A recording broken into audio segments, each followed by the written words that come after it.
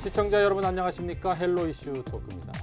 지난 2020년 7월 주택 임대차 보호법 개정안이 시행이 됐죠. 벌써 2년이 넘었지만 현장에서는 여전히 분쟁이 끊이지 않고 있습니다. 그래서 오늘 헬로 이슈 토크에서는 임대차 3법과 임차인 관리를 찾는 방법을 알아보는 시간을 마련했습니다.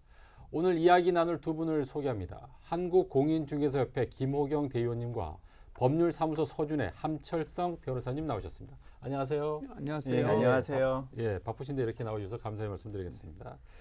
자, 주택임대차법 개정안 사실 뭐 저도 잘 알지를 못하고 있는데 일반 주민들도 많이 알지는 못할 것 같아요. 자, 하나하나 직접 짚어보도록 하겠습니다. 가장 중요한 이제 골자가 계약갱신 청구권이 아닐까라는 생각이 드는데 이거 먼저 좀 얘기를 해주시죠. 네, 임차인이 이제 원할 경우에 일에 한해서 이제 계약갱신 청구를 할 수 있는 권리로서요. 임차인의 안심 거주 기간이 지금 현재는 2년에서 이제 특별한 사정이 없는 한 4년으로 이렇게 늘어나서 서민들의 주거 안정에 굉장히 이제 도움이 되는 법입니다. 최근 통계에 의하면 21년 6월부터 22년 8월까지 서울시의 전월세 계약 건수가 약 72만 4,161건 중에 계약갱신 청구권에 의한 재계약률이 약 한 55%를 차지한 것으로 나타났습니다. 다만 계약갱신 청구권 행사 방식은 특별한 양식이나 제한은 없는데요. 분쟁 예방을 위해서는 카톡이나 문자 혹은 더 정확한 방법은 내용 증명을 통해서 이제 임대인에게 의사를 정확히 전달하는 것이 좋습니다. 자, 계약갱신 청구권 말고도 이제 임대차 3법 중에 가장 큰 골자가 전월세 상한제하고 전월세 신고제가 있는 걸로 알고 있습니다. 먼저 전월세 상한제에 대해서 좀 설명해 주시죠. 계약갱신 청구권을 사용한 재계약의 경우 임대료의 상승폭을 종전계약 임대료의 5%로 제한하는 내용입니다. 만약 5%를 초과하여 계약하였다 하더라도 기존 계약 자체가 무효가 되는 게 아니라 5% 초과분에 대하여만 무효이며 임차인은 초과 지급한 임대료 상당의 반환을 청구할 수 있습니다. 자, 그렇다면 뭐 5% 아래로 계약할 수도 있고 5% 이상으로도 계약을 할 수 있는 건가요? 예, 5%는 임대료를 증액할 수 있는 상한일 뿐이고 계약갱신 청구권의 행사 여부는 임차인의 의사에 달려 있습니다.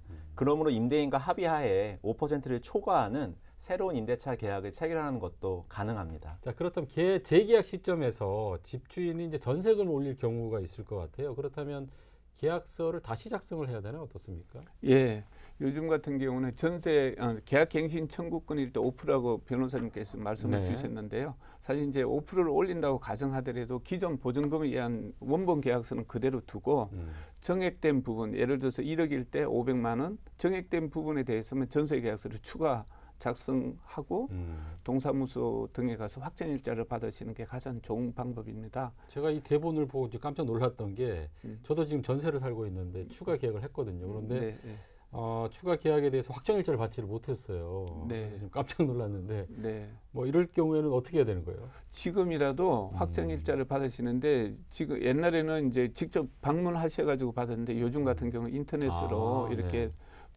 인터넷으로 하실 수가 있기 때문에 그것도 지금이라도 빨리 하시는 게 좋을 것 같습니다. 아유, 감사합니다. 저도 이것 때문에 덕을 보게 됐는데 자, 전월세 그 신고제도 있죠? 그것도 좀 소개를 해주시죠. 주택 임대차 계약을 맺고 나면 30일 이내에 계약 당사자 중 1인인데 통상적으로 이제 필요한 분이 이제 임차인이기 때문에 임차인이 많이 이제 동사무소나 인터넷 등으로 해서 의무적으로 신고를 해야 됩니다. 다만 이제 임대차 계약서 중에 계약서상이 보증금이 6천만 원 초과하는 거나 또 월차임이 30만 원 초과한 계약건에 대해서는 반드시 신고를 하셔야 되고요. 혹여나 미신고 시에는 최고 100만 원 이하 과태료를 맞을 수가 있습니다. 네, 100만 원 과태료 만만치 않은데 잘 새겨서 신고를 좀 해야 될 것 같습니다. 앞서서 저희가 계약갱신 청구권 얘기를 했는데 뭐 집주인이나 직계 존속, 비속들이 살게 되면 계약갱신 청구를 거부할 수 있다는 얘기를 들었습니다. 네, 어떻습니까? 예, 실제 그럴 경우에는 계약갱신 청구권을 거절할 수 있는 예외 사유에 해당하고 있습니다. 자, 그런데 만약에 내가 세입자인데 집주인이 이제 나가달라, 내가 살겠다 이렇게 얘기를 했어요. 그럼 이사를 가야 되잖아요. 맞습니다. 근데 실제로 이분이 집주인이 사는 건지 아니면 본인의 뭐 직계 존속이나 비속이 사는 건지 알 수 있는 방법이 있나요? 이게 그런 경우가 종종 있는데요. 네. 주로 주변 시세가 많이 급등한 경우 임대인이 본인의 실거주를 이유로 계약갱신을 거부하면서 새로운 임차인과 계약을 체결하는 경우가 종종 있습니다. 네. 그럴 경우에는 원칙적으로 임대인은 종전 임차인이 입은 손해를 배상해야 합니다. 아 그래요? 예. 법적인 책임이 있는 거죠. 근데 예, 맞습니다. 그거를 밝히려면 임차인이 발로 또 뛰어야 되는 거 아닌가요? 예, 그게 요새는 아까 의원님께서 말씀하신 대로 전월세 신고제를 하기 때문에 인터넷을 통해서 새로운 임차인이 누구인지를 알 수 있기 때문에 네. 그걸 통해서 만약에 그 종전 임대인이 아닌 제3자가 임차한 경우를 임차인 입장에서는 파악할 수 있습니다. 아 그럼 실제로 현장에서 예. 직접 그런 뭐 의뢰를 받은 경우가 많나요? 예, 요새는 계약갱신 청구권 관련해서 지금 진행자분께서 말씀하신 네. 사안을 가지고 상담을 했고 지금 실제로 소송을 진행 중인 건수가 제법 있습니다. 아 그래요? 우리 대 의원님도 현장에서 이런 뭐 사례를 혹시 본 적이 있으세요? 네, 사실 부동산 임대차 시장에서 가장 많은 분쟁 사례 중에 하나가 임차인이 계약갱신 청구권을 행사함으로 인해 가지고 임대인이 이제 자신의 주택을 매매하기가 굉장히 어렵게 된 경우. 네. 그리고 두 번째로 보면 임대인이 이제 자금 사정이랄지 여러 가지 사정상으로 불가피하게 이제 주택을 처분해야 될 경우. 네. 이제 임차인하고 이삽이랄지 그리고 이제 위로금 적정성 문제 그런 네. 부분이 있고 세 번째로 이제 임대인이 이제 실입주한다고 임차인에게 이제 거짓으로 통보하고 네. 매매하는 경우 등이 이제 현장에서는 뭐 가장 분쟁이 많은 사례라고 이렇게 볼 수 있습니다. 네, 우리 법률사무소에도 이런 문의가 아까 많이 들어온다고 얘기를 했는데 그렇다면 대응 방법이 있을 것 같아요. 임대인과 임차인이 사전에 계약갱신 청구권을 행사하지 않기로 하는 사전 약정은 네. 임차인에게 불리하므로 무효입니다. 네. 다만 임대차 3법 관련 판례가 아직 많이 축적되어 있지 않고 네. 무엇보다 절차 준수가 중요하기 때문에 임차인 여러분은 사전에 법률 전문가와 충분한 조언을 받으시기를 권유해 드립니다. 자, 지금까지 임대차 3법에 대해서 좀 알아봤는데요. 앞으로는 임차인 권리 지키는 방법에 대해서 좀 알아보도록 하겠습니다. 뭐 최근 금리가 올라가면서 이제 부동산 시장이 굉장히 지금 뭐 혼란을 겪고 있죠. 최근에 네. 또 역전세난이 우려되고 있다 이런 얘기 들었는데 네. 역전세난은 전세 물량은 많이 있는데 이제 세입자 구하기 어렵다는 거잖아요. 그렇죠. 네, 그렇죠. 그래서 예. 이 역전세난 때문에 임차인들이 자신의 어떤 재산을 지키기 어려운 경우가 있다고 얘기를 들었습니다. 네. 어떤 것도 있을까요? 사실 저는 이제 임차인들이 자기 재산을 이제 보호하기 위해서는 가장 중요한 것이 이제 계약의 ABC 기본에 이제 충실해야 된다고 말씀을 드리고 싶고요. 네. 임대차 물건이 뭐 아파트든 다가구 주택이든 원룸이든 오피스텔이든 뭐 토지나 상가 등 관계없이 공부 서류 확인을 통해 가지고 최우선적으로 그걸 스크린한 후에 이제 이 계약을 진행해야 된다고 보는데요. 예를 들어서 등기사항 증명서라 할지 토지 이용계획 확인서, 그다음 건축물 대장, 국세 지방세 완납 증명서, 그리고 전입세대 열람 등을 통해 가지고 계약 전에 반드시 확인을 하셔야 하고요. 등기사항 증명서상의 소유자하고 계약서를 작성하고 특약사항을 상호 협의하는 것이 중요하고요. 또 이제 계약금하고 중도금 등은 임대인 계좌로 임차인 명의로 이게 직접 이체하시는 것이 안전하다고 말씀을 드릴 수가 있습니다. 네. 최종적으로는 이제 전입 신고하고 확정일자를 받아야지 최우선 변제권을 확보하기 때문에 마지막까지 이렇게 하셔야 되고 요즘 부동산 시장이 이제 사실 금리 인상하고 이제 부동산이 침체가 네. 되다 보니까 매매 가격하고 전세 가격이 동반 하락하는 지금 그렇죠. 추세지 않습니까? 그러다 보니까 일부 이제 전세입자들이 사실 불안해하시는 분이 많거든요.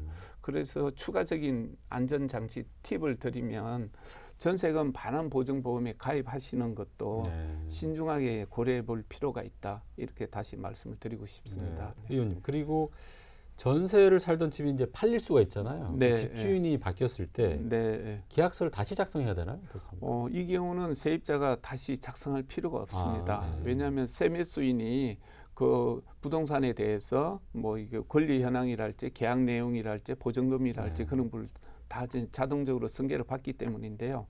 혹여나 새로운 집주인께서 이제 임대차 계약서를 새로 작성을 원해도 임차인 입장에서는 작성하지 않는 것이 가장 좋고요. 왜냐하면 임대차 순위 보전이랄지 임대차 보증금을 지키기에는 가장 좋은 손쉬운 방법이기 때문입니다. 뭐 저도 지금 뭐 임차인이긴 한데 집주인이 이제 전세 만료가 됐을 때 저도 좀 걱정스러운 게 전세금을 올려달라거나 뭐 좀 나가달라거나 되게 걱정스럽거든요. 근데 일반적으로 보통 이런 얘기를 6개월이나 2개월까지는 통보를 해야 된다는 얘기를 들었어요. 그런데 그렇지 않은 경우가 또 있다고 얘기를 들었어요. 예, 맞습니다. 좀 전에 말씀하신 것처럼 임대차 기간 만료되기 전 6개월에서 2개월 전까지 아무런 내용이 없을 네. 경우에는 기존 계약 조건과 동일하게 계약이 성립된 것으로 간주되는 묵시적 갱신이 인정됩니다. 네. 이 경우 계약 기간은 2년입니다. 근데 이 경우 비록 묵시적 갱신이 인정된다 하더라도 세입자의 경우에는 언제든지 집주인에게 임대차 계약 해지를 통보할 수 있고 이 집주인은 통보받은 날로부터 3개월 후에는 보증금을 돌려줘야 할 의무가 생깁니다. 아, 그래요? 집주인이 통보를 안 했을 경우에는 그냥 기존 계약대로 2년을 더 살 수 있다. 예, 맞습니다. 그 정도 기본 생각을 갖고 있으면 되는 거네요. 예. 알겠습니다. 그런데 이제 이런 경우에 만약 임차인이 이제 수리를 요구할 경우가 있을 것 같은데 임대인이 거절할 수 있을 것 같아요. 어떻습니까? 이 민법 626조에 네. 의하면 임차인이 임차물 보존에 관한 필요 비용을 지출한 경우 임대인에게 그 비용의 상환을 청구할 수 있다라고 명시되어 있습니다. 네. 이 경우 필요비가 무엇인지 문제가 되는데 네. 필요비는 임차물의 수선비, 노후된 보일러의 교체 비용 등을 말하며 원칙적으로 임대인이 부담해야 합니다. 네. 그러므로 임대인이 수리를 거절할 경우 먼저 임차인이 필요비를 지출한 다음에 임대인에게 그 비용의 상환을 청구할 수 있습니다. 그런데 이게 집수리 관련해서 여러 가지 그 분쟁, 하자 분쟁이 있을 수 있을 것 같아요. 보면. 그래서 분쟁을 대비하기 위해서 임차인들이 좀 준비해야 될 게 있나요? 어떻습니까? 임차인은 먼저 입주하기 전에 건물의 상황에 대하여 충분히 사진이나 동영상 등 관련 증거를 확보하실 필요가 있습니다. 그 후 실제 거주하면서 수리가 필요한 부분은 사전에 임대인에게 증거 자료를 제시하고 수리 방법 및 비용 등을 충분히 협의한다면 불필요한 분쟁을 사전에 예방할 수 있습니다. 네, 좋은 정보인 것 같아요. 자, 대의원님, 임차인들이 가장 걱정하는 부분이 내 전세금을 떼이지 않을까라는 그런 걱정이 가장 클 것 같은데 네. 전세 보증금을 돌려받지 못하는 경우 최근에 뭐 깡통 전세니 뭐 이런 것들이 많이 나오지 않습니까? 네. 이럴 경우에는 어떤 대책이 필요할까요? 임차인이 현실적으로 가장 이제 암울하고 힘든 경우가 이런 케이스인데요. 네. 저는 이제 고객들이 전화 상담하거나 혹여나 이제 방문 상담 시 가장 먼저 말씀드리는 것은 네. 계약 만기 한 4개월 전부터 임대인하고 이제 소통을 통해 가지고 극한 상황이 발생되지 않도록 이제 서로 노력을 네. 하셔야 되는 걸 이제 1차적으로 조언 드리고요. 네. 그런 노력과 소통에도 불구하고 보증금을 제때 돌려받지 못한다면 최우선적으로 내용 증명을 이제 발송을 하셔야 되고요. 네. 그리고 임차인이 이제 대항력하고 최우선 변제권이 유지되고 있는 임차권 등기 신청을 하셔야 합니다. 네. 그 이후에 경매 신청이나 보증금 반환 청구 소송 등을 통해 가지고 네. 보증금을 반환 받으셔야 합니다. 네. 보증금도 그렇고 보증금에 대한 이자도 지급받을 수 있다는 얘기를 들었습니다. 네. 예, 그렇습니다. 임차 보증금 지연에 대한 12%의 지연이자 청구가 가능합니다. 네. 그런데 앞서 의원님께서 말씀하신 바와 같이 대항력과 우선 변제권을 인정받기 위해서는 임차인은 반드시 사전에 임차권 등기 명령을 하신 후에 임차 목적물을 인도하시기를 조언해 드립니다. 네. 예, 알겠습니다. 자, 지금까지 임차인 권리를 지키는 방법에 대해서 알아봤습니다. 다음은 부동산 거래 시에 주의할 점을 좀 짚어보도록 하겠습니다. 많은 사람들이 뭐 집을 사거나 뭐 전세로 들어가거나 이사를 할 때 혹시 내가 사기를 당하지 않을까 하는 걱정을 많이 할 수도 있거든요. 저도 개인적으로 그랬는데 요즘 또 무자격 중개 사기가 늘고 있다고 얘기를 들었습니다. 자, 어떤 피해를 막으려면 어떤 걸 주의해야 될까요? 가장 먼저 이제 뭐 누구나 그러시겠지만 가장 먼저 이제 믿을 만한 공인중개사 사무소를 선택하는 게 가장 최우선 중요한 네. 것 같고요. 그리고 계약서 작성을 할 경우에는 등록가청이나 경기도 부동산 포털 등에 등재된 기업 공인중개사인지 여부를 확인하시고 네. 계약 진행하는 것을 이제 권해드리고 싶습니다. 네. 그리고 이런 전세 사기나 이런 것들이 발생했을 경우 이제 법적으로 또 다퉈야 되지 않습니까? 그런 예. 문의가 또 많이 들어올 것 같은데. 어떻습니까? 요새 상담했던 사례 중에 한 사례가 있는데요. 네. 임차를 원했던 분이 인터넷에 통해 매물을 검색하고 방문하여 중개소 실장이란 분과 계약을 체결했는데 해당 건축물의 준공이 아직 안 나왔거나 임차인보다 우선순위에 근저당 건이 많이 설정된 소위 깡통 전세를 목적물로 계약한 경우였습니다. 이런 경우 추후 분쟁이 생기더라도 보증금을 돌려받지 못하는 경우가 많기 때문에 각별한 주의가 필요합니다. 네. 법적인 부분 뭐 이렇게 말씀을 하셨고 현장에서 또 뭐 지켜야 될 거 있을 것 같은데 어떠세요? 전세 보증금이 통상 실거래가 대비 그러니까 매매가 대비 이제 한 80%가 넘으면 통상 이제 깡통 전세 위험금으로 분류를 하고 있는데요. 네. 사회 초년생이나 신혼부부들이 이제 전세자금 대출 활용이 굉장히 늘어나고 있습니다. 그런 가운데 이제 전세 사기 수법도 날로 이제 진흥화되고 다양해지고 있어가지고 선량한 시민들이 피해를 보는 경우가 상당히 많기 때문에 앞으로 전세 계약이든 매매 계약이든 할 때는 더욱 조심할 필요가 있다고 생각을 하고 있습니다. 네. 저희가 이제 부동산을 보통 사거나 할 때는 이제 가계약을 하잖아요. 그럼 예. 가계약을 하게 되면 이제 계약금을 내는데 계약이 취소되거나 예. 계약금을 반환을 받을 수 있는 건가요? 통상 가계약은 24시간 내에 해지할 수 있다던가 3일 내에는 언제든지 돌려받을 수 있다고 생각하시는 분들이 많습니다. 네. 가계약금은 결국 매도인과 매수인 사이에 매매 계약이 체결되었는지 여부에 따라 반환 여부가 결정됩니다. 네. 판례에 따르면 부동산 매매에 관한 가계약서 작성 당시 매매 목적물과 매매 대금 등이 특정되고 중도금 지급 방법에 관한 합의가 있었다면 매매 계약은 성립했다라고 보고 있습니다. 네. 그러므로 이 경우 매도인은 배액을 상환하고 매수인은 계약금을 포기하고 매매 계약을 해지할 수는 있습니다. 네. 자, 우리가 보통 알고 있기로는 전세 계약 기간이 2년이잖아요. 근데 네, 1년으로 해도 된다는 얘기를 들었습니다. 네. 네. 어떤 이유죠? 결론적으로 1년을 할 경우에는 유불리를 따진다면 임차인에게는 유리하고 네. 임대인에게는 다소 이제 불리한 측면도 아, 있다고 말씀드릴 수가 있겠습니다. 계약 기간을 1년을 했을 경우에는 1년밖에 살지 못한다는 그렇죠. 생각을 갖고 계신 분이 계신데 네. 주택임대차 보호법에 보면 1년을 하더라도 2년간은 보장이 되기 때문입니다. 그래서 사실 세입자가 1년 계약을 한 이후에 사정 변경이 생겨서 1년 만에 이사를 가게 되는 경우에는 이제 중개 수수료, 중개 보수료 등 추가 비용 없이 이사를 갈 수 있는 그런 장점이 있습니다. 아, 그래요? 그런데 네. 집주인이 난 2년을 해야 되겠다라고 이제 좀 요청할 수 있잖아요. 계약할 때 임대인들은 사실 이제 임차인께서 빨리 들어왔다가 나갔다 이렇게 하면 아까 앵커께서 말씀하셨듯이 도배랄지 여러 가지 그런 부분들이 기회비용이 그렇죠. 발생하기 때문에 임대인들은 좀 길게 하길 원하고 임차인들은 짧게 해가지고 혹시 사정 변경이 생기다든지 이사할 수 있는 그 기회가 있기 때문에 그래서 이제 1년을 하는 경우가 종종 있습니다. 근데 실제적으로 보면 원룸 주택이나 이제 오피스텔이나 그런 경우는 1년을 많이 그렇죠. 하고요. 네. 아파트든 주택이든 그럴 경우에는 2년을 많이 하는 경향이 있습니다. 아무튼 1년으로 해도 가능하다. 네. 자, 지금까지 여러 가지 부동산이라든가 임대차 3법을 쭉 알아봤는데요. 앞으로 뭐 전세 사기나 이제 부동산 분쟁을 줄이고 임차인의 권리를 찾기 위해서 두 분께서 좀 마지막으로 좀 하실 말씀 있으면 한 말씀 해주시죠. 네. 예. 아는 만큼 본인의 권리를 지킬 수 있다라고 말씀드리고 싶습니다. 부동산 계약에 앞서 먼저 서류를 꼼꼼히 확인하시고 최소한 입주하고자 하는 건물의 등기부를 일독하시기를 조언해 드립니다.